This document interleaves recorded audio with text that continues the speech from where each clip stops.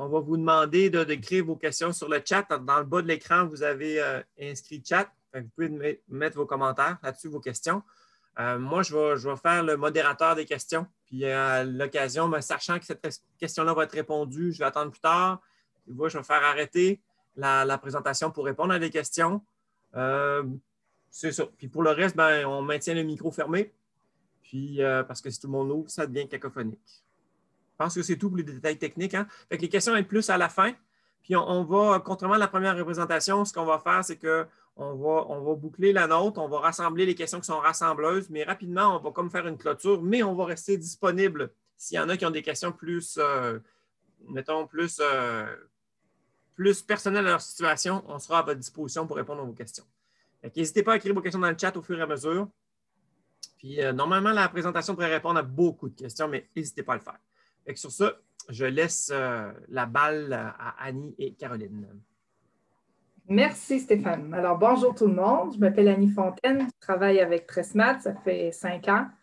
Alors, j'ai enseigné au primaire longtemps. J'ai enseigné au secondaire aussi. J'ai travaillé comme conseillère pédagogique. Puis, j'étais vraiment passionnée par les mathématiques. Alors, Madame Caroline et moi, on a fait une belle équipe.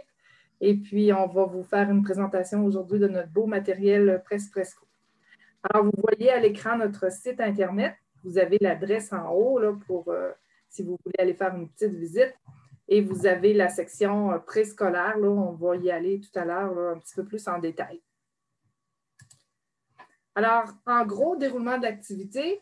Alors, on a déjà fait là, le bref historique là, de la proposition Prespresso. Alors, le fruit d'une collaboration. Alors, il y a bien des gens qui ont travaillé avec nous. Sans ça, ça n'aurait pas été possible. Alors, on va prendre le temps de remercier ces personnes-là. Madame Caroline va nous inviter à visiter sa classe. Alors, on va aller voir comment on peut installer dans sa classe le projet Prespresso. On fera des liens avec le programme d'éducation préscolaire. On va vous expliquer comment on a planifié la progression dans notre série, dans nos séries. Comment on fait pour passer des commandes auprès de Spectrum, le groupe Facebook privé Prespresso, et puis la période de questions à la fin. Alors, comme je vous disais, cette aventure-là est le fruit d'une collaboration entre des enseignants, des enseignantes. Alors, on tient encore à remercier Mme Caroline de nous avoir partagé sa passion, sa créativité, de nous avoir laissé entrer dans sa classe et d'avoir partagé ces nombreuses activités qu'elle a bâties au fil des années là, lors de sa grande expérience.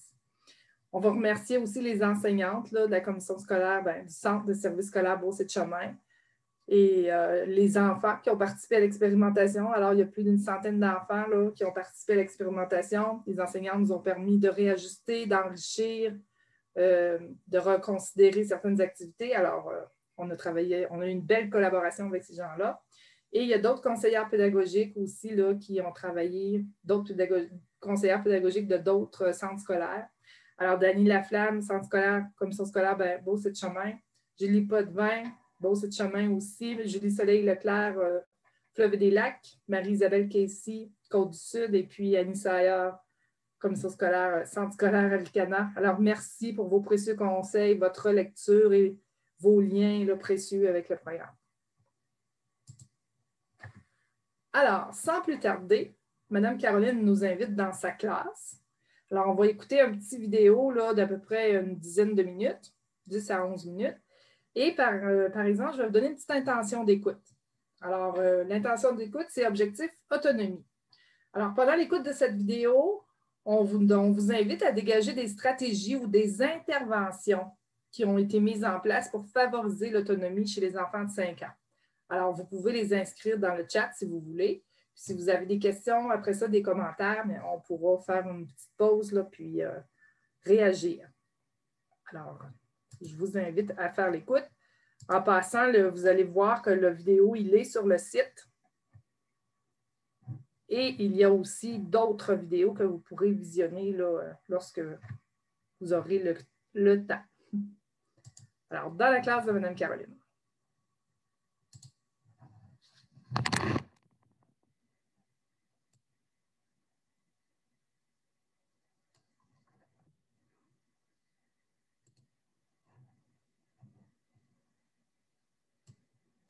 Puis, j'aime beaucoup faire différent dans ma classe, puis pouvoir les amener plus loin, puis donc avec ma magie à moi, que je peux intégrer dans la classe de maternelle.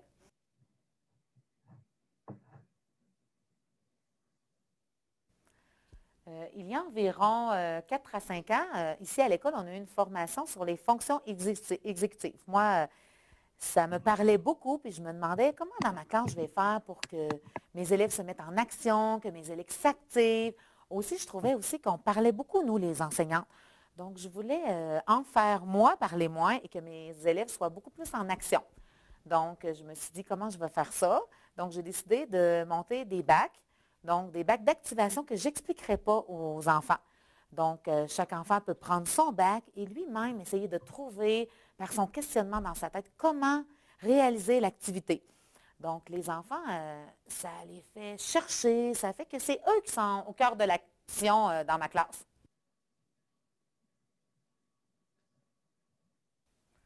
Donc, moi, je commence les bacs environ 3 à 4 semaines après le début de l'entrée des enfants dans ma classe. Le premier mois me sert vraiment à installer ma routine. Donc, quand la routine elle est bien installée, donc je commence les bacs, j'en fais environ 3 fois par semaine. Donc, ici, on voit ma série 1. La série 1, c'est environ pendant 3 semaines à 4 semaines, parce qu'à 3 à 4 fois semaine, j'ai environ 22 bacs. Donc, ça prend à peu près 3 à 4 semaines. Chaque enfant, quand j'explique aux enfants comment faire un bac, je l'invite à vider tout ce qu'il y a dans le bac. C'est la première étape pour bien utiliser tout le matériel qu'il y a dans le bac.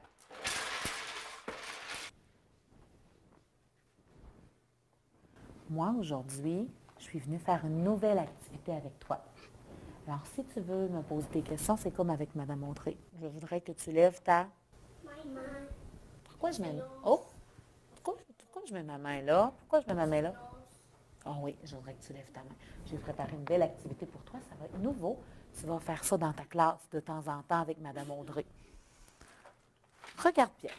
Je vais te donner un sac, comme ça.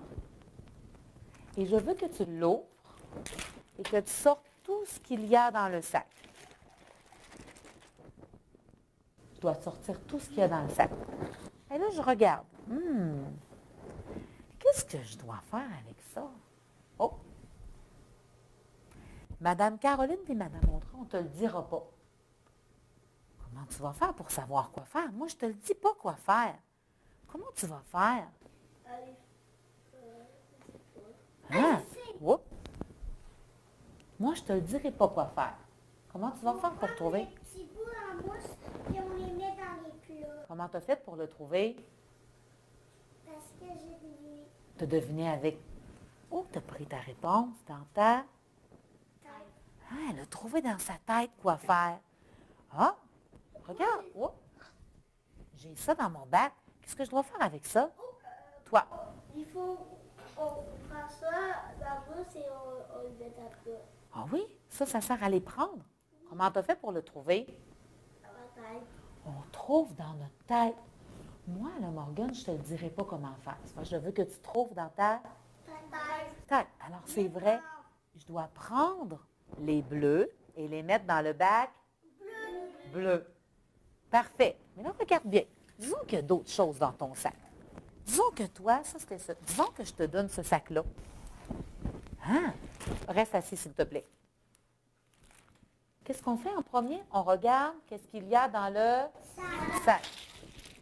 Ah? Ah? Qu'est-ce que tu vois dans le sac? Qu'est-ce que tu vois? Un crayon et des feuilles. Une feuille, un crayon. Qu'est-ce que je vois d'autre? Toi, qu'est-ce que je vois dans le sac? Des cubes. Des cubes. Et je vois une autre chose.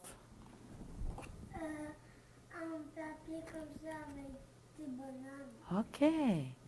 Alors, je cherche dans ma tête. Je regarde. Qu'est-ce que je dois faire? Qu'est-ce que je dois faire? Je cherche toujours dans ma tête. Qu'est-ce que je dois faire? Mais bleu, noir, noir, bleu, noir,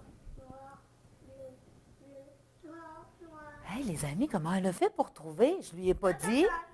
Dans sa tête. Moi, je ne te le dirai pas quoi faire. Je veux que tu trouves dans ta tête. Est-ce que tu as bien compris?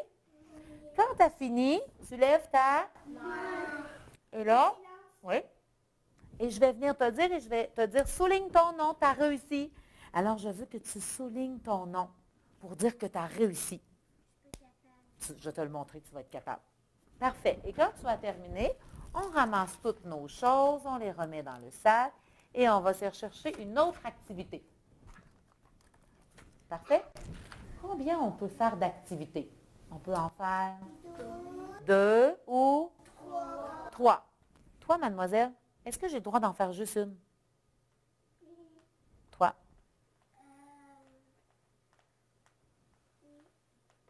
Non, c'est interdit d'en faire une. Est-ce que je peux en faire 4?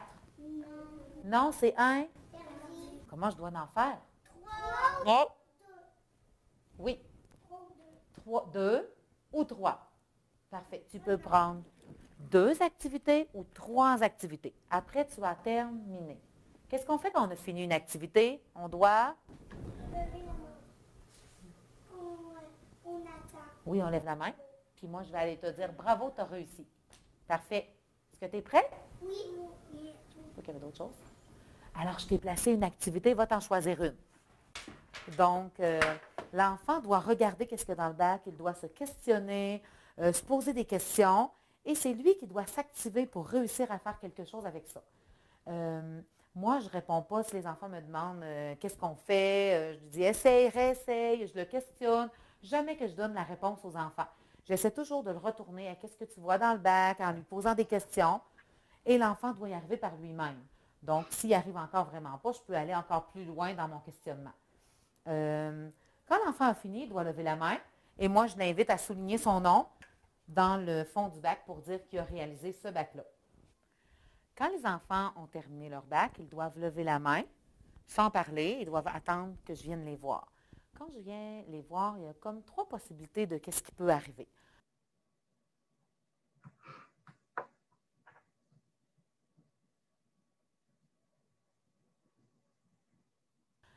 Souvent, la première possibilité, et celle-là qui arrive presque toujours, c'est que l'enfant a réussi le bac. Qu'est-ce que tu avais fait? Bravo! Est-ce que tu penses que tu as réussi? Oui, hein? OK. Bravo, souligne ton nom.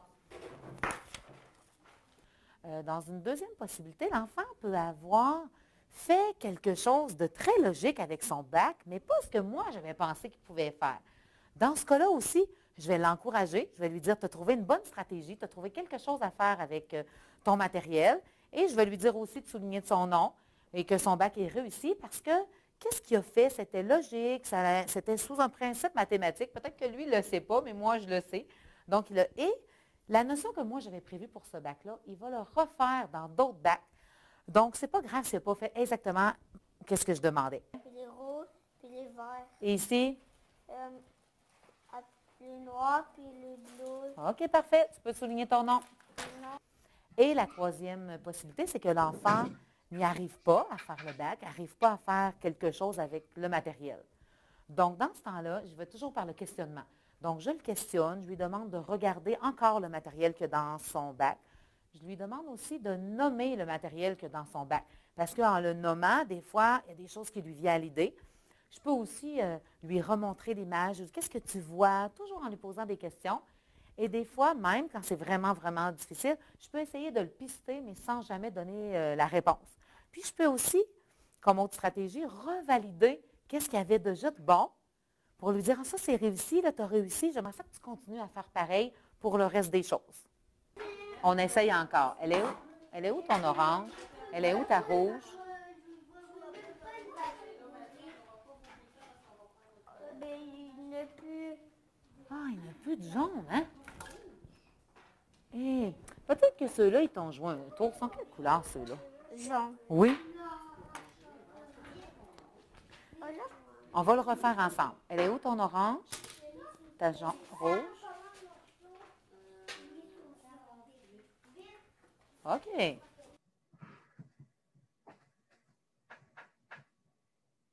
Le matin, quand j'arrive, moi, le matin, les bacs, je les installe sur mes tables. Donc, chaque enfant a déjà un bac attitré à lui. Et quand j'invite les enfants à aller faire des bacs verts, chaque enfant va à sa place et prend le bac. une fois qu'il a réalisé son bac. Ensuite, c'est lui qui vient par lui-même changer de bac parce qu'il a terminé le premier. Et c'est ça, comme je l'ai dit, il doit en faire 2 ou 3 avant de terminer. Ça se passe environ dans 30 minutes. Ici, j'ai des bacs supplémentaires. Donc, c'est parce que quand un élève qui est un peu plus rapide a terminé la série ou quand il arrive puis il n'y a pas de bac pour lui, donc il peut prendre un bac supplémentaire que moi je lui donne. Donc, ça, c'est des bacs qui n'ont pas été déjà commencés, personne n'a fait. Donc, ça fait des nouvelles choses.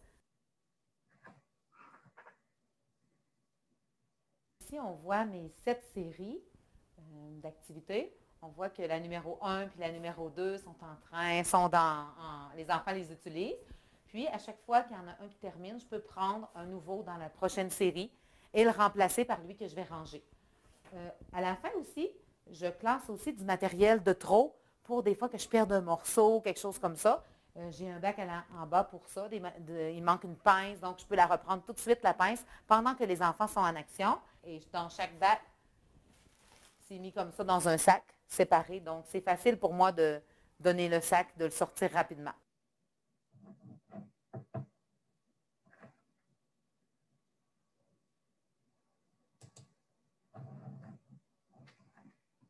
Alors, suite à l'activité, l'écoute de cette vidéo-là, alors on a mis un petit peu en résumé là, les sujets qui ont été abordés. Et puis, si vous avez des questions là, par rapport à ces sujets-là, bien, on pourrait y répondre si vous avez des...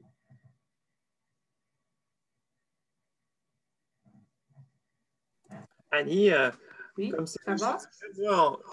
beaucoup de réponses qui vont venir par la présentation, fait que je garderai le fil, puis ils vont laisser leurs questions sur le chat, là, puis je vais gérer ce que je peux à la pièce, puis sinon, on fera des moments d'arrêt là, en cours ou à la fin là, pour que ça roule bien. OK, on continue. Alors, dans la classe de Mme Caroline, vous avez vu que Mme Caroline, elle avait une certaine organisation de ses bacs, puis elle appelle ça des bacs verts, puis elle va vous expliquer pourquoi. Pourquoi j'appelle ça des bacs verts? Parce que mes bacs sont verts, mais c'est juste une façon de les appeler. Mais en réalité, c'est des bacs d'activation, mais moi, je les appelle les bacs verts. Puis, on voulait vous présenter d'autres manières de placer, de mettre nos activités.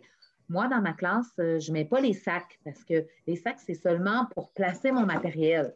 Alors, quand les élèves utilisent le bac, le sac, il n'est pas là. J'ai vidé mon matériel à l'intérieur. Mais les enseignantes qui n'auraient pas de bac ou qu'il manque de place, ils peuvent les laisser dans le sac et l'enfant utilise le sac. Donc, il y a plusieurs possibilités, puis on le voit ici qu'il y a plusieurs possibilités de rangement. Oui, alors vous avez des catégories de chariots là, qui sont disponibles dans les catalogues de Spectrum, les chariots en couleur, puis les chariots là, translucides. Puis, ça pourrait être aussi là, déposé dans des pigeonniers, dans les sacs. Alors, les enfants prennent leur sac. Ou dans des porte-revues aussi, là, si ce n'est pas possible d'avoir un aménagement, bien, des porte-revues, ça fait le travail aussi. Alors, vous pouvez les numéroter. Les activités, on numérote sur les sacs, on les identifie et puis on les range dans la classe. Au niveau de ta routine, Mme Caroline. Alors, moi, je voulais vous dire que moi, mes bacs, je les fais à 11 heures, donc après mes jeux libres. Les jeux libres, la fin des jeux libres, ça me permet de les placer sur mes tables. Alors, pendant le rangement, je place mes bacs sur les tables. Et ça me permet aussi, quand il y a un bac qui est presque terminé, de le donner à l'ami qui ne l'a pas fait. Donc, ça m'aide à finaliser les bacs pour en mettre d'autres. J'ai vu dans d'autres classes aussi qu'ils le font le matin parce que les élèves n'y arrivent pas tous en même temps. Des fois, les services de garde y arrivent avant ou les autobus, puis là, les élèves entrent pas au même moment dans la classe. Ça permet de faire ce travail-là à cet instant-là. C'est quand même bien aussi le matin en arrivant.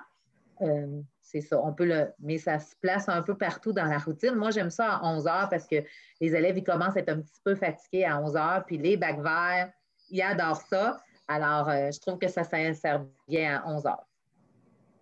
Parfait. Alors, on rappelle là, que c'est une période d'environ 20 minutes. Là. Bien, le temps de s'installer puis tout ça, là, Mme Caroline, tu mets un 30 minutes, là, mais le temps peut-être de c'est ça, de commencer, de s'installer. Alors, c'est 20 minutes, à peu près 3 fois par semaine. Et puis, les élèves ont la possibilité de faire 2 ou 3 activités. Quand ils ont terminé, ben, ils se choisissent une activité calme, là, soit un livre ou un casse-tête, mais ils sont dans un autre coin, ils sont calmes, puis ils ne dérangent pas ceux qui n'ont pas complété leurs activités. Alors, dans le matériel, dans le fond, vous recevez un guide. Alors, il y a le guide de l'enseignant qui vient avec les séries 1 et 2. Et puis, il y a 7 séries en tout. Alors, il y a le guide de l'enseignant avec les séries 1 et 2. Après ça, il y a les séries 3 et 4. Et ensuite, 5, 6, 7. Alors, dans le guide, vous allez retrouver tous les fondements et théories là, qui vont soutenir le développement des fonctions exécutives. Alors, Mme Caroline, elle en a parlé. C'est suite à une formation sur les fonctions exécutives. Ça lui a donné l'idée là, de mettre des activités dans lesquelles les enfants s'activeraient seuls. Alors, ils ont à observer le matériel, à explorer, à manipuler, puis à se poser la question, bien, qu'est-ce que je vais faire avec ça? Et je le fais de moi-même. Alors, on a mis là un petit peu les définitions de chacune des fonctions exécutives, mais vous allez voir que ça touche aussi plus d'une fonction. Là. Aussi, dans le guide, là, vous allez retrouver toutes les différentes stratégies cognitives qui sont interpellées par ce matériel-là. Alors, on a fait le lien avec le programme. À la page 66 du programme, vous avez toutes ces verbes d'action là, où les enfants vont observer, explorer, expérimenter, questionner quand ils ont des difficultés ou se questionner, anticiper quoi faire, organiser leur travail, planifier aussi comment ils vont résoudre. Là, ce sont comme des petits problèmes à résoudre. Là. Et puis, alors, toutes ces stratégies-là sont interpellées dans le matériel. Dans le guide aussi, là, c'est petit, là, vous ne pourrez pas toutes les lire, mais on a répertorié tout ce qui est en lien avec le rôle de l'enseignant, mais tout ce qui va toucher aux différentes compétences. Alors que ce soit participer à la vie de groupe, vous allez le voir, là, bon, mais les enfants, quand Mme Caroline va faire ses présentations, parce qu'il y a des petites leçons, des petites modélisations à donner à des endroits, là. Les enfants vont manifester leur autonomie. Ensuite, ils vont expérimenter différents moyens. Ils vont utiliser aussi une démarche. Hein? Ils vont prendre une petite démarche dans la réalisation de leur apprentissage. Ils vont s'engager dans une activité. Ils vont devoir la finir aussi. Et la persévérance. Alors, il y a des conseillères pédagogiques qui ont participé au projet, comme je vous ai montré au début. Alors, elles ont fait le lien entre toutes les compétences qui sont touchées par ce projet-là là, et les différentes activités. Alors, vous les avez nommées ici dans le guide. Alors, le matériel, il est réparti en 7 séries. Alors, il peut y avoir de 18 à 30 activités dans chaque série, dépendamment là, de la série. Alors, dans la série 1, il y a 30 activités. Puis, Mme Caroline, est-ce que tu pourrais nous expliquer le rôle de la série 1? Oui, moi, je trouvais ça très important que pendant la série 1, que j'ai moins de questions de la part des élèves, que les élèves vivent des réussites. Le but de la série 1 est vraiment de mettre en place notre routine de bac vert, des bacs d'activation. Moi, je les appelle bac vert. Alors, on veut mettre ça en place dans notre classe et on veut que ce soit facile quand on va le mettre en place. Alors, les activités sont quand même faciles. Les enfants n'ont pas besoin de beaucoup d'aide et les enfants se sentent bons parce qu'ils réussissent les activités, ils se sentent compétents. Alors, ce que ça fait, c'est que plus que la difficulté va augmenter d'une série à l'autre, comme je me sens déjà bon à faire ça, c'est plus facile quand le défi augmente de pouvoir m'investir dans l'activité parce que je sais déjà que j'ai été bon dans ce genre d'activité-là. Alors, les enfants, ils se font confiance, ça va de mieux en mieux. Et la série 1, c'est ça, elle sert vraiment à mettre ça en place dans votre classe. Et moi, des bacs verts, là, je n'en ferai quand même souvent parce que je ne fais pas de gestion de classe. Je ne sais pas si vous avez remarqué dans la vidéo, moi, j'ai 20 élèves, 21 à chaque année. Et je ne fais jamais de gestion de classe pendant les bacs verts parce que les enfants, ils aiment ça faire des bacs verts. Ils ne se comparent pas entre eux autres. Ils s'occupent d'eux. Ils travaillent dans leur bac, sont actifs. Donc, ils n'ont pas avec les autres enfants, il n'y a pas de discipline à faire, là. C'est vraiment, tout le monde est actif dans sa tâche, puis ça se passe très, très bien. Peut-être un point, là, Caroline nous dit que c'est une formule qu'elle trouve intéressante. Il faut bien comprendre hein, que le projet qu'on vous propose, ce n'est pas faire atterrir le programme au préscolaire. C'est une ressource en plus qui est à votre disposition. Bien entendu, Caroline, pour les mathématiques, il y a plein de beaux ateliers à plusieurs mains ensemble qui favorisent des échanges, des rencontres, des discussions avec plein d'ouvertures. Tout comme dans nos séries aussi, on part de modèles là, qu'on veut vraiment maximiser la construction de la confiance et des ressources internes à l'enfant. Parce que travailler en équipe, là, faire des jeux de rôle, tout ça, c'est éminemment important au préscolaire, faire vivre du succès. Jamais on veut que ce projet-là fasse naître un début de doute de « je ne suis pas capable ». Jamais. Tous les enfants au préscolaire doivent grandir avec le sentiment de capacité d'apprendre. Mais on a assuré une progression où de plus en plus, on le verra tantôt, là, la complexité croît, mais vraiment tout en douceur, ce qui permet vraiment à la presque totalité des enfants de pouvoir avoir une richesse stimulante qui va de seul à endiable. On verra tantôt. Alors, bien entendu, on sait que à la maternelle, il n'y a pas de connaissances, de concepts et processus mathématiques là, qui sont prescrits. Alors, vous avez vu que nos activités, c'est sous forme de jeu, hein? Mais derrière ça, en arrière-plan, il y a quand même eu une planification dans la progression. Alors, ce qu'on a fait, c'est qu'on propose aux enfants là, les différentes habiletés mathématiques comme dénombrer, classifier, faire des suites avec des patrons, associer, faire des modèles, des tableaux à double entrée. Alors, on a mis en place des activités qui sont peut-être des préalables, c'est comme de l'éveil mathématique, hein, qui sont des préalables là, pour ce qui va suivre là, au primaire. Alors, il n'est pas question de faire échouer des enfants en mathématiques, là. Et puis, vous allez voir que les enfants, comme Mme Caroline disait, s'il y a une activité qu'ils n'ont pas réussi vraiment à faire ce qu'on aurait prévu qu'ils fassent, bien, ils vont pouvoir se reprendre dans d'autres séries parce qu'on va revenir avec toujours les mêmes habiletés, mais on va varier le matériel et puis on va faire progresser tout doucement les difficultés. Alors, par exemple, dans la série 1, et dans les autres séries, on demande aux enfants de classer et de trier des objets. Bien, ce qu'on va faire, c'est que d'une série à l'autre, on va augmenter le nombre d'objets. Alors, dans une même série, il n'y a pas de progression. Alors, les enfants, exemple, dans la série 1, ils pourraient commencer par l'activité 27, l'activité 3. Ce n'est pas grave, là, il n'y a pas de progression dans la série même. Mais d'une série à l'autre, il y a de la progression. Par rapport à la géométrie spatiale, bien, vous allez voir que de la série 1 à la série 7, on a fait une progression. Alors, les plans vont être de plus en plus complexes. Alors, on va travailler le 2D, le 3D, puis on va passer là, avec un petit peu plus de difficulté.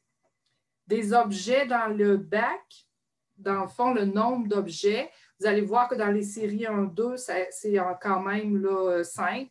À partir de la série 3, et on va l'expliquer aux enfants, on va prendre le moment là, pour modéliser et expliquer qu'il va y avoir des éléments superflus. Alors, ce que Mme Caroline appelle des petits joueurs de tour, là. Alors, il y a des objets qui vont rester de côté parce qu'on n'aura pas à les utiliser là, nécessairement pour ce qu'on avait prévu comme activité. Et ça, on va l'expliquer aux enfants. Et à partir de la série 5, 6 et 7, bien, on va inviter les enfants là, à travailler à deux. Alors, on va mettre beaucoup plus d'éléments. Les activités vont être un petit peu plus ouvertes. Et là, les enfants vont devoir discuter entre eux. Qu'est-ce qu'on va faire? Comment on va s'y prendre? On va-tu faire chacun notre tour? Toi, tu commences. Après ça, c'est moi. Alors, ils vont devoir peut-être résoudre des différends. Alors, ça va être à eux là, à s'impliquer dans cette façon de travailler-là. Pour ce qui est des modèles à reproduire, vous allez voir tout à l'heure, on va vous montrer un exemple de progression. Au niveau des objets, dans la série 1, on ne dépasse pas 20 objets. À partir de la série 2, on va introduire plus de 20 objets. Au niveau de l'arithmétique, il n'y en a pas du tout. Il n'y a pas de dénombrement dans la série 1, comme Mme Caroline l'a dit, c'est très simple. Il n'y a pas d'enseignement ou de petites leçons ou de modélisation à faire avant d'introduire la leçon 1, la série 1, excusez. À partir de la série 2, alors on va introduire le dénombrement. Alors, il y aura une petite modélisation, il y aura une petite leçon, peut-être l'histoire des chiffres, là, à partir de 0 à 5. On va commencer par les chiffres 0 à 5 et on va monter graduellement jusqu'à 15. Par rapport aux statistiques, les tableaux, on n'en a pas mis dans la série 1 parce que c'est assez complexe. On commence dans la série 2 avec un tableau à une entrée. Et puis après ça, on va complexifier là, les tableaux, puis les caractéristiques aussi des objets. Et la diade, bien, on vous la propose là, à partir des séries 6 et 7. Alors, c'est 167 activités qui sont réparties là, dans les 7 séries.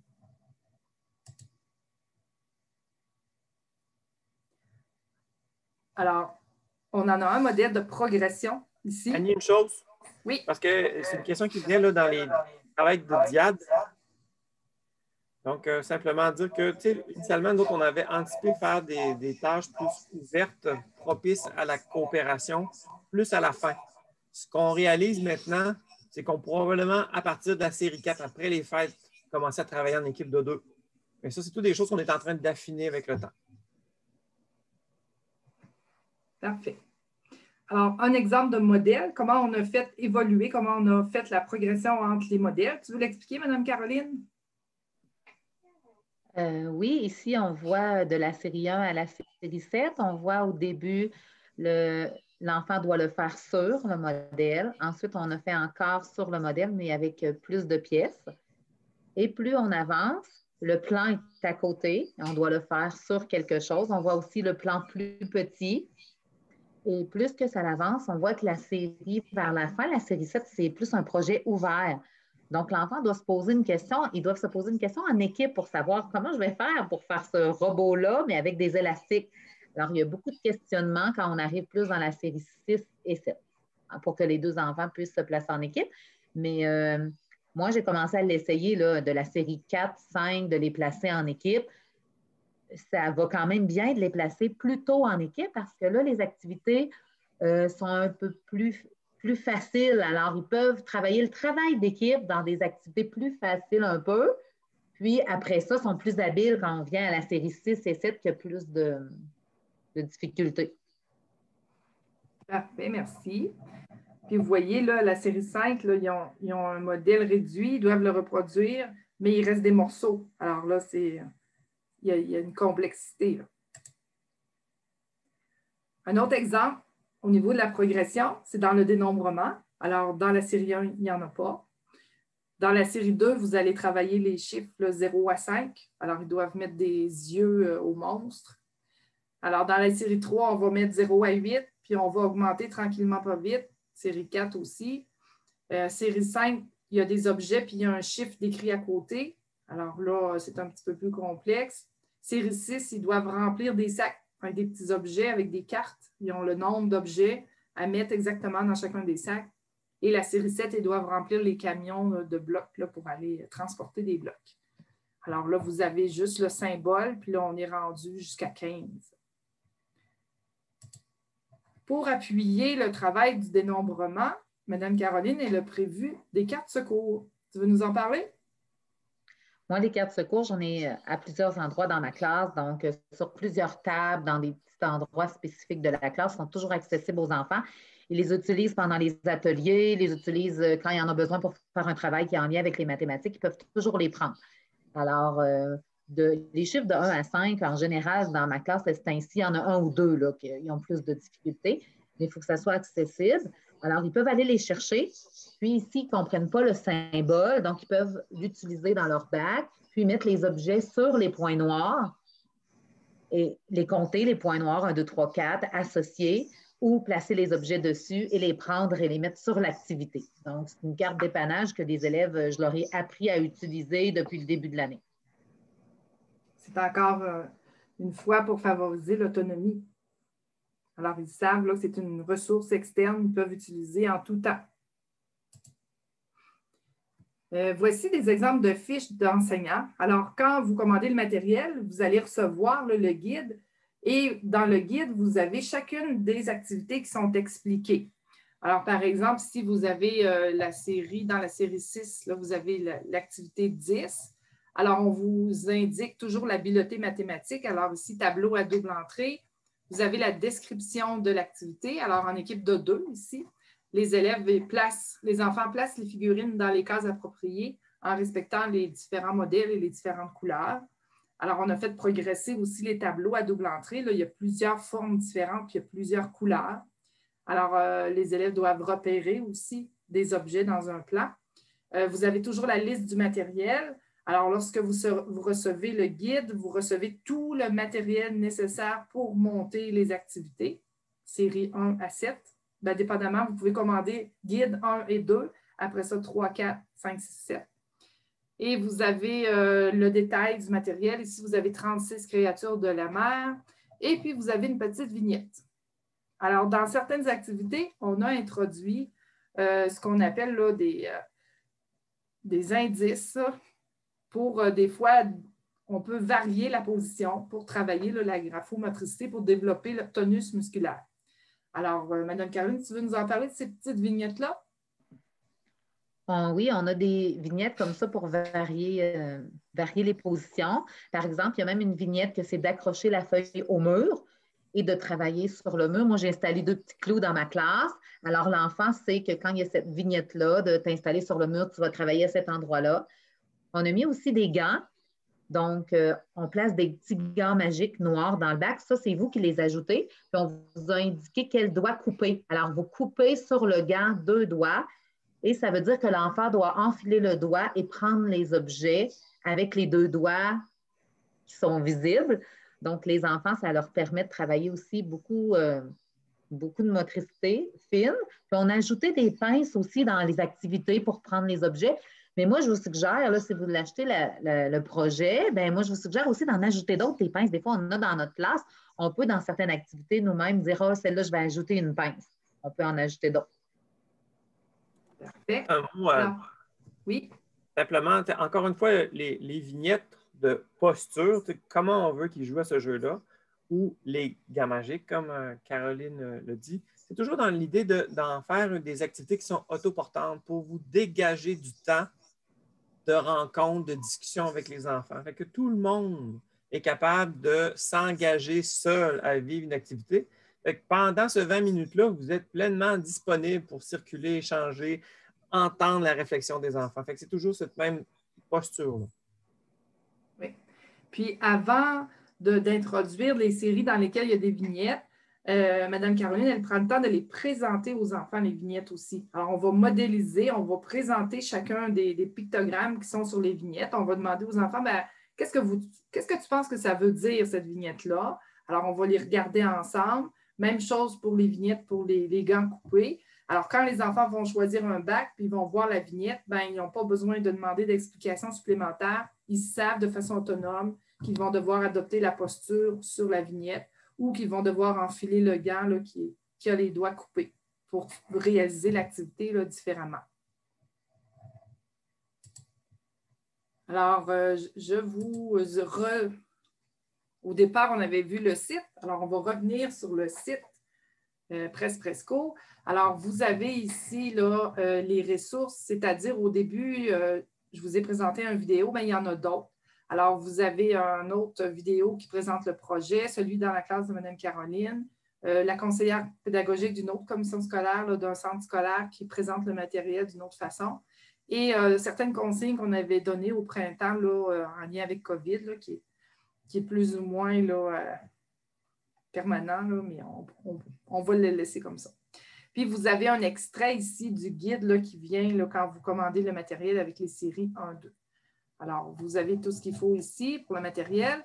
Vous avez le bouton « Commander » et là, vous allez pouvoir voir là, le bon de commande là, nécessaire là, si vous êtes intéressé pour passer les commandes. Alors, vous retrouvez tout ça sur notre site.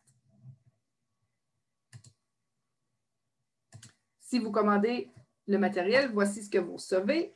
Alors, vous avez les séries, comme je vous disais, le guide avec les séries 1-2, les séries 3-4, 5-6-7. Ça arrive dans des boîtes séparées. Et vous allez recevoir aussi les fiches qui doivent être glissées là, dans les sacs ou les bacs là, pour la réalisation des activités. Alors, Il n'y a pas d'emballage de Noël, là, mais c'est comme Noël quand ça arrive. Là. oui, c'est tout un beau matériel varié, des textures variées aussi. Et puis, Mme Caroline et moi, on a feuilleté les catalogues de Spectrum là, pour aller à la recherche de matériel qui avait plusieurs attributs aussi, plusieurs caractéristiques là, qui étaient du matériel comme payant, comme on dit. Alors, vous voyez aussi là, des boutons, des plumes. On a utilisé aussi des blocs logiques des fois. Là, vous en avez dans vos classes ou dans vos écoles. Là. Alors, c'est des blocs qui sont payants aussi mathématiquement. Là. On va même explorer les géoplans au début, ce qu'on peut faire au préscolaire avec. Puis, ils vont sûrement continuer à travailler avec aussi au primaire. Alors, c'est ce que vous recevez. Vous recevez tout le matériel nécessaire là, pour la réalisation des activités. Madame Annie, je trouve ça important aussi là, pour moi qui est dans la classe. Là, le matériel, là, il est utilisé pour... Vous n'avez pas besoin de prendre le matériel pour plusieurs activités. Là. Chaque activité a son matériel. Alors, ce que je trouve très, très intéressant de tout ça, c'est que c'est très rapide. Moi, mes sacs sont tous prêts. Quand je suis prête pour changer d'activité, je prends mon sac, je le vide dans mon bac, puis je le range un autre. On n'a pas besoin de chercher dans nos classes, il est où le matériel. Tout est déjà prêt, tout est déjà dans des sacs tout séparés. C'est très, très facilitant. Là. Puis même des fois, mes élèves sont en action, puis je suis capable de ramasser un bac fini, puis vider vite une autre activité dedans parce que tout est prêt. Alors, chaque matériel est utilisé pour une activité. Si on reprend le même matériel, bien, on va en avoir d'autres dans notre boîte. Alors, ça, je trouve ça très, très facilitant pour nous, les enseignantes qui sommes souvent essoufflées. tout se fait très bien, là, et notre matériel est tout là. Oui. Puis, quand vous commandez les ensembles, bien, vous recevez même les sacs là, pour mettre le matériel dedans. Là. Alors, si vous décidez d'utiliser cette option-là, vous avez les grands sacs là, transparents pour mettre votre matériel. Alors, il vous reste à faire un peu de découpage, là, puis à placer votre matériel dans les sacs. Là. Mais je pense que ça vaut la peine, puis c'est pour longtemps aussi. Maintenant, simplement je suis le chat en même temps, là. Puis, comme on vous a dit initialement, on est un organisme sans but lucratif. C'est sûr que nous autres, notre objectif, ce n'est pas le profit à tout prix. En fait, notre objectif, c'est de faire un organisme qui s'autofinance pour poursuivre et continuer à faire des développements. Donc, c'est certain que la vente de guides et de matériel contribue un retour, nous autres, monétaire qui nous permet de continuer à faire du développement. Donc, quand vous commandez, ça ne peut pas être juste le guide, de tricoter des solutions avec une partie du matériel que vous avez. En même temps, on a vraiment voulu faire en sorte là, parce qu'on ne peut pas tomber à la pièce. Certains, ils ont ce matériel-là, d'autres classes, ils ont tel autre matériel. On voulait une solution que quand ça arrive dans votre classe, vous êtes capable de monter tous vos sacs. Il ne vous manque rien. Puis vous n'avez pas besoin de détricoter d'autres activités ailleurs, comme Caroline vient de le dire. Fait que tout de suite, Puis ça vous laisse aussi beaucoup de matériel surplus pour faire du renouvellement. Probablement un peu trop, même en ce moment, on a de l'optimisation à faire là-dessus.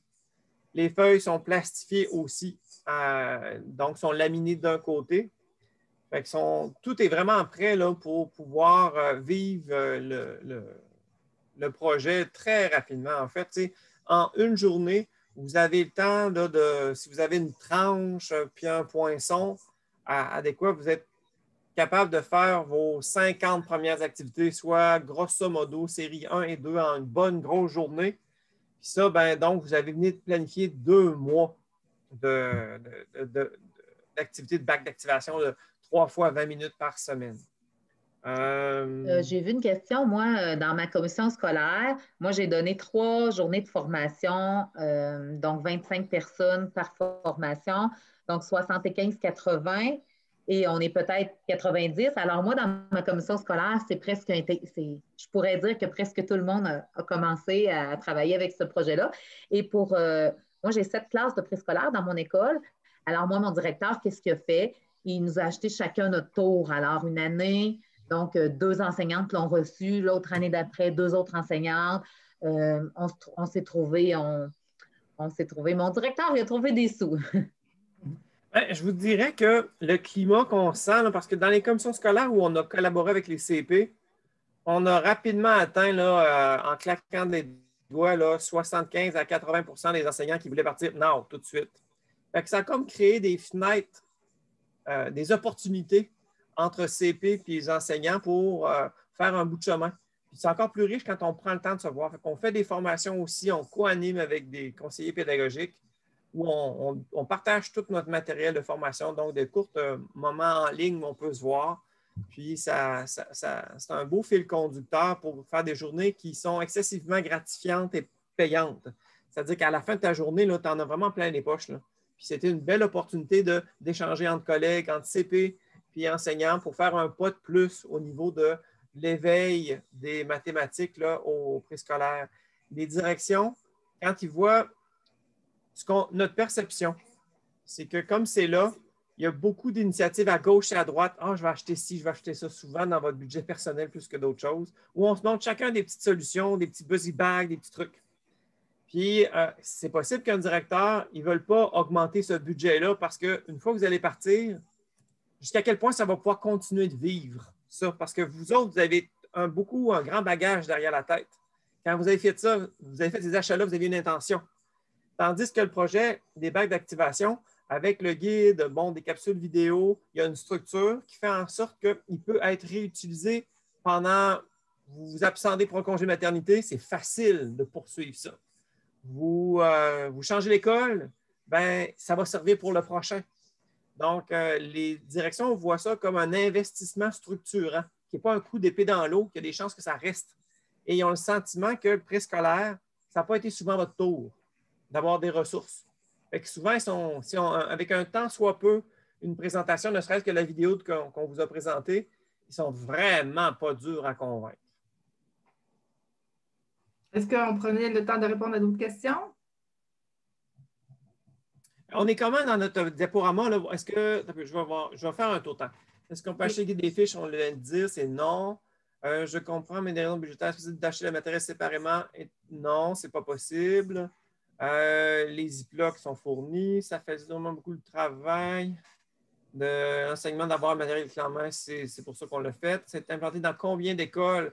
Caroline en a parlé au-delà des murs de Beauce-et-de-Chauvin, qui était la première commission scolaire à embarquer avec Fleuve et des Lacs. J'estime qu'on doit être rendu, je ne sais pas si Stéphane est à l'écoute, là, mais on avait au moins 75 Beauce-et-de-Chauvin. On a presque la totalité des enseignants de Fleuve et des Lacs, c'est-à-dire à peu près 25. Ensuite de ça, c'est en train de contaminer à Appalaches, Côte-du-Sud, et puis Aricana. Oui, Aricana aussi, puis un peu partout, aux quatre coins là, du Québec et même du Canada. En avez-vous à Montréal? Oui, on commence à en avoir aussi à Montréal. Oui. Donc, une estimation roughly, là, parce qu'il y en a qui ont pris série 1 et 2, il y en a qui ont pris 1 à 7. Fait que peut-être qu'on est disséminé dans 200, 250, mais c'est tout récent. Là, on a commencé l'année dernière. Là, c'est sûr qu'on a eu des grands délais de livraison parce que les entrepôts Spectrum ne fournissaient pas à remplir des boîtes pour vous les envoyer avec des contraintes d'arrivage par port, des conteneurs qui n'arrivaient pas des fournisseurs. Mais là, on est en train là, tout est envoyé dans les écoles des commandes. Fait qu'ils sont en train de monter en inventaire des boîtes. Pour ça, je me permets de dire que maintenant, la livraison peut se faire en dedans de quelques jours. Fait que ça, on a pris le dessus, puis on tient à garder ça dans quelques jours. Il reste de l'optimisation à faire. Vous n'avez pas idée comment c'est compliqué. Gérer 167 activités, là, ça je ne sais pas si ça fait combien d'items différents que Spectrum doit gérer dans ses entrepôts, mais c'est colossal. Après ça, c'est un gros montant. Et plusieurs d'entre nous, quand on a déjà le matériel, oui, c'est un gros montant, mais c'est un montant structurant qui va être bon pendant des années. Puis, comme l'a évoqué là, Caroline ou Annie, je me souviens plus. Ah, c'est Caroline. C'est un projet qui peut, dans les premières années, très bien se partager. C'est-à-dire qu'on commence décalé. Une première classe va commencer, on met sa routine en place en septembre. En octobre, va commencer les bacs d'activation. Quand elle a fini la série 1, elle le prête à l'autre classe. Puis là, ben, on est décalé dans le temps. Fait qu'on peut on peut le partager de 2 jusqu'à peut-être 3 classes. Et à la fin, ceux qui ont commencé plus tard bien, au lieu de faire 3 fois semaine, on peut le faire à 4, 5 jours semaine. Donc, au lieu de 3 fois 20 minutes, on va le faire de façon plus soutenue à la fin de l'année. Pour vous battre avec les directions d'école, bien là, on ne connaît évidemment pas vos directions d'école, mais ça vaut la peine qu'ils jettent un coup d'œil sur la vidéo. Ça ne leur coûtera pas beaucoup de temps. Puis, je pense qu'ils peuvent y voir du potentiel. C'est sûr que quand on a la chance de collaborer avec des CP, c'est prodigieusement plus facile pour les enseignants et tout le monde. Ça va vraiment plus vite, là, mais ce n'est pas toujours possible. Nous, les portes sont très grandes ouvertes là, avec les CP. Ça nous fait plaisir de collaborer et s'enrichir avec eux. Non, il n'y a pas d'escompte. On essaie d'avoir le meilleur prix tout le temps. Fait que le prix trop élevé, ben, mettez-vous pas de limite par contre. Hein. Des fois, on est notre principal ennemi. On n'ose pas. Mais tu sais, le pire qui va arriver, c'est non. Prenez le risque. Demandez l'opinion aux directions d'école. Puis discuter. Peut-être que ça va se planifier sur 2 ans à la limite. Peut-être que ça va être juste série 1 et 2 cette année. Mais osez demander. Le pire que vous avez, c'est non. Oui, pour tous les milieux là, multiethniques, là, c'est un charme hein, parce qu'il n'y a pas de barrière de langue aussi. Puis ça fait une excellente occasion aussi de dialogue avec du vrai matériel qui facilite la communication entre l'adulte et l'enfant et entre les enfants. Ça nous fait plaisir de faire des présentations, rencontrer, discuter avec des directions d'école. N'hésitez pas, ça nous fera plaisir de répondre à toutes les questions.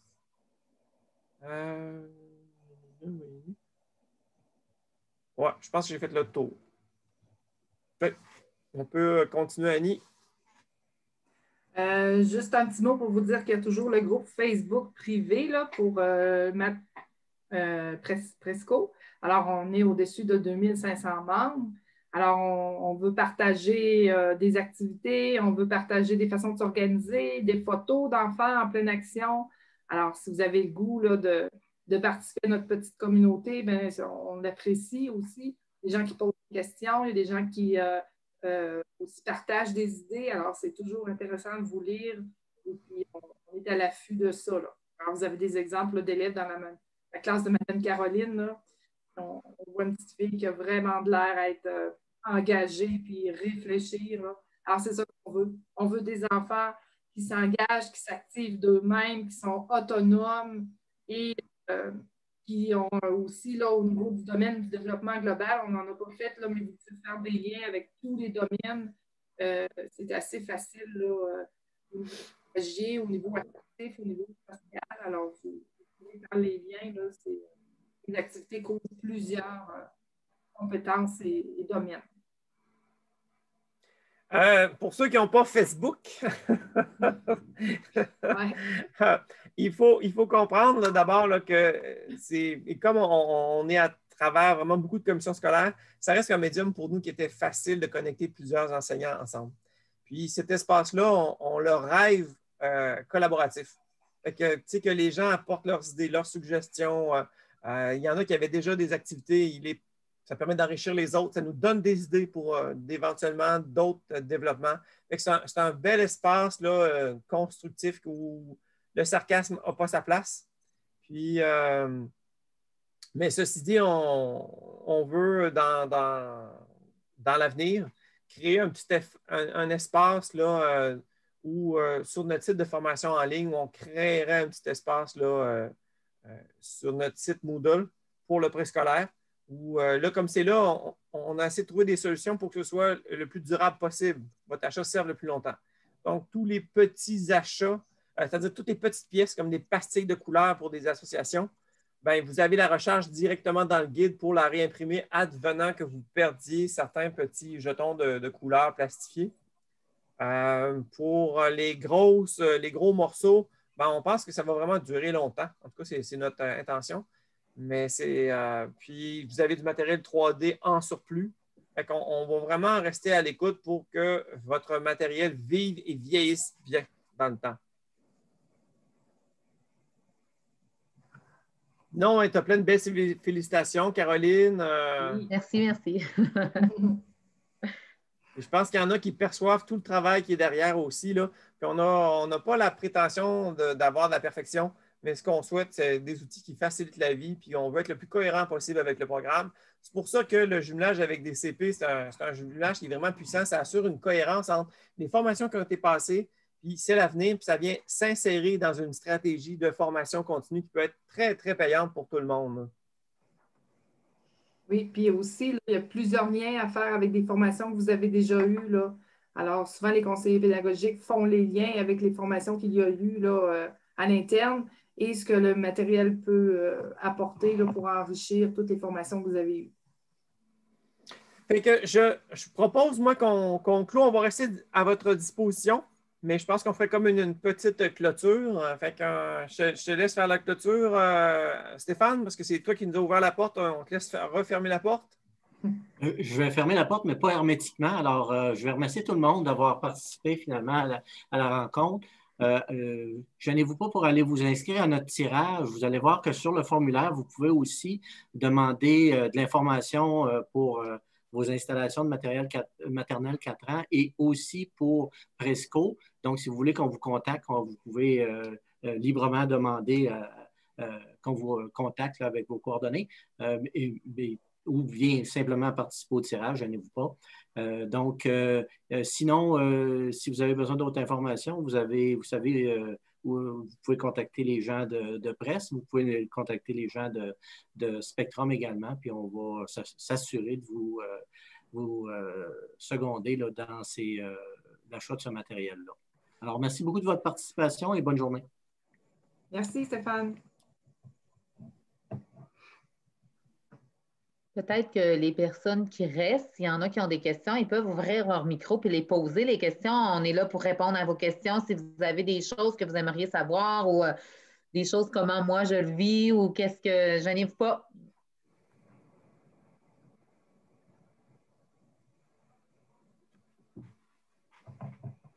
Bien, beau travail, en tout cas, mesdames, encore une fois. Vous avez fait une belle job, belle présentation, encore une fois. Et merci à tout le monde. Quelle école à Montréal, Stéphane? On sait-tu moi, nous, on ne sait pas, toi, tu le sais, là, mais. Pas nécessairement, non, parce que. Mais il y a des commandes de Montréal? Il y en a effectivement d'un peu partout des commandes, ça, c'est certain. Faudrait que je sorte un peu des données là, pour pouvoir te donner des statistiques un peu là-dessus. Mais effectivement, il y a beaucoup de demandes et on est après rattraper nos retards et rattraper nos conteneurs de matériel qui ont pris des temps fous à arriver pour des raisons logistiques au niveau du transport maritime, les douanes. Mais Stéphane, dans le fond, pour ceux qui, dans le fond, j'entends dans cette demande-là qu'il y en a qui aimeraient voir ou entendre comment ça se déroule. Peut-être que le meilleur moyen, c'est de passer par notre groupe Facebook. Ça reste que ce n'est pas assuré, mais on peut au moins l'exprimer sur notre groupe Facebook. Est-ce qu'il y a une classe dans le coin de la CSDM qui utilise Pressmat? J'aimerais venir le voir. Ils peuvent s'écrire en privé. Est-ce que ce n'est pas quelque chose qu'on peut divulguer publiquement? Je ne pense pas. Mais les gens de bonne foi peuvent se connecter ensemble via Facebook. C'est peut-être la meilleure façon. Oui, sinon, ce qu'on peut faire, on peut faire les entremetteurs et valider qu'une classe est ouverte à recevoir des demandes d'information ou des demandes d'avis. On peut le faire de cette façon-là. C'est clair qu'on ne publiera pas les noms de tout le monde. Ce n'est pas des choses qu'on peut et qu'on veut faire, mais on peut le faire là, de façon éthique, c'est certain. Il n'y a pas de problème de faire ça. Il y avait Mme Joanie qui avait... Oui, j'attendais. Dans le fond, je sais que vous avez parlé que ça ne se vendait pas nécessairement séparément. Mais ma question, ce serait, admettons qu'il y a une de mes collègues qui veut l'acheter en première année. C'est pour ça que je pose la question pour elle. Puis, admettons qu'elle aurait déjà les horloges ou un item qui coûte quand même cher je prends l'exemple des horloges là, parce que j'ai regardé un peu ce que comportait la trousse de première. Mais est-ce qu'après juste commander toute la quête, mais pas les horloges, enlever ce petit montant-là, ou c'est pas possible du tout? Non, c'est vraiment un package deal. C'est pas première année. Première année? Non, première année, à la pièce. Oui. En première année, OK, c'est bon. À la pièce. Oui, parce que des fois, on a déjà du matériel. OK, c'est vraiment... Oui, c'est très différent. Oui. OK. Merci. Oui. Tu as bien fait, Annie. Moi, je t'avais le cerveau Presco, là. Oui, c'est ça. Là. Mais quand tu as parlé des horloges, j'ai dit, on n'a pas d'activité avec des horloges. Ah, je ne me souviens pas d'avoir vu ça dans la liste à nulle part des horloges moi non pour le plus. preschool. Ça fait que Il y a une curieux de question. voir Là. d'où ça venait. Ouais. Est-ce que ça peut arriver que deux enfants attendent pour le même bac car